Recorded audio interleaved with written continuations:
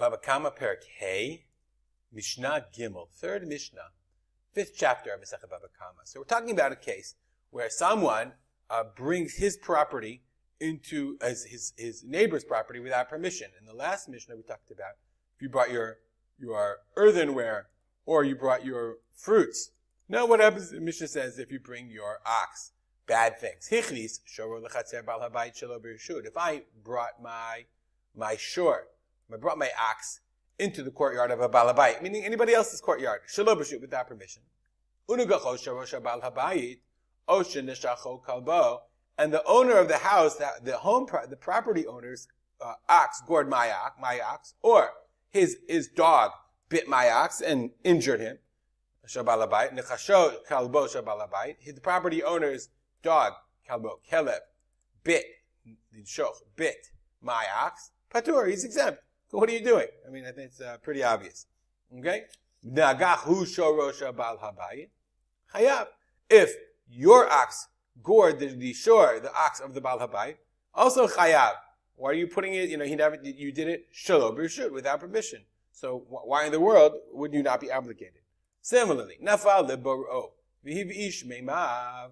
Okay, if your ox falls into his water well, v'hivish meimav, and he have ish, means to defile the water. Maybe they contaminated the water because it's a dirty animal and you're in my drinking water. Chayav, he has to pay to have Brita water, to have I don't know, Poland Spring or whatever brought in. You have to have the water replaced, whatever the cost is.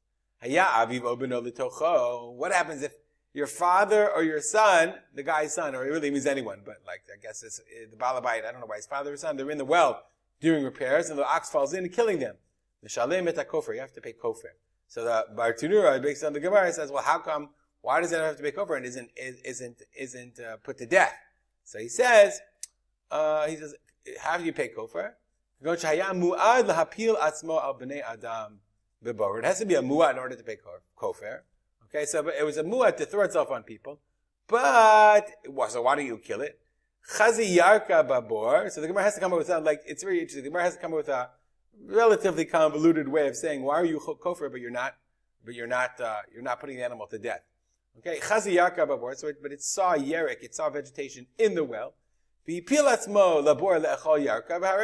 throws itself into the boar to go eat, and it kills.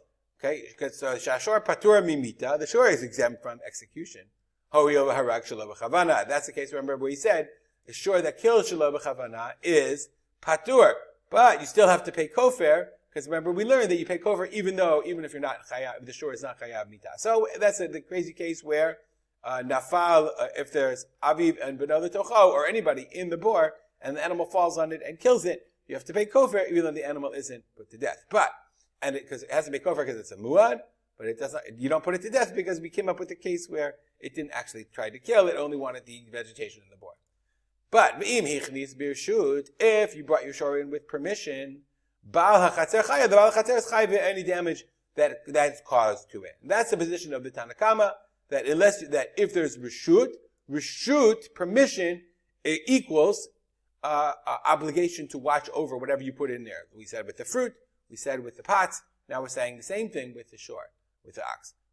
Rabbi says no, but in all of these cases, eno chayav ad shikaber alav lishmor. It's one thing to say, yeah, sure, you can bring your pots into my property. You have permission to bring them in, but that is not tantamount to an obligation to guard them. It's not shmirah. And also, therefore, for all of them, you're not chayav, you're not obligated to pay until you explicitly accept shmirah. Therefore, hilkach. Okay, let's read that again. He gave him permission. But he said, yeah, you can keep your car in my driveway, but he's not going to watch it. Patur, the owner of the house, is not obligated. He's exempt from any damages. He didn't accept upon him nitiruta, shmirah, watching. Nonetheless, so the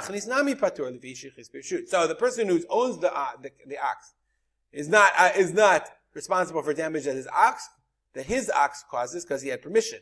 But according to Rabbi, the owner also is not responsible because he didn't say, yeah, I'll watch it. He just said, yeah, you can bring it in my yard. Whatever happens, happens. All right, we'll stop here. Dedicate our learning to the memory of my father, Harav. Simcha ben Yitzchak. Have a great day.